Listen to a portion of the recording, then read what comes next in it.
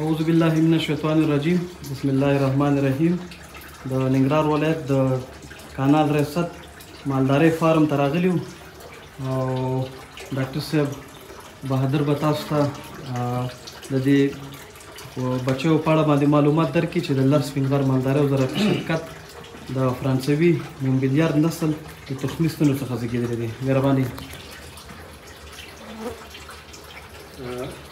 اول خو سلامونه او احترامات. ډېره مننه انجینر صاحب چې تاسې زموږ خواته راغلئ او زموږ پوښتنه مو کړه. مننه کوو له تاسې د لر سپین غر څخه او د رئیس صاحب توحید علي نه ډېره مننه کوو چې الله دې اباد او خوشحاله لري چې زموږ هېواد ته یې دغسې ښه نسلونو ستراګانې راوړي دي. دا چې تاسې ګورئ دا د لر سپین غر د ګیګنټ سترا بچي دي.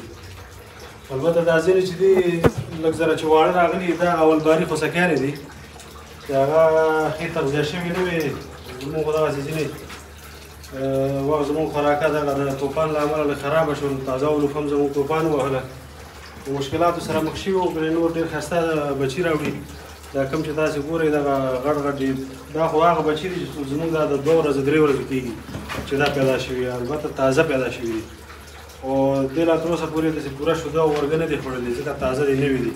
نو وروسته د دې نه چې دا لږ تغذیه شي بیا د دې نمو ډېره تېزه وي د دې فرانسوي نسلونو. دغه لر سپین غر ستراګانې چې دي دا تاسې کولی شئ چې د هر نسل غوا ته تطبیق کړي، خصوصا هغه غواګانې چې هغه کراس بریډینګ وي هغې ته که چېرته تاسې د لر سپین غر ستراګانې تطبیق کړي نو رزلټ ډېر ښه راځي.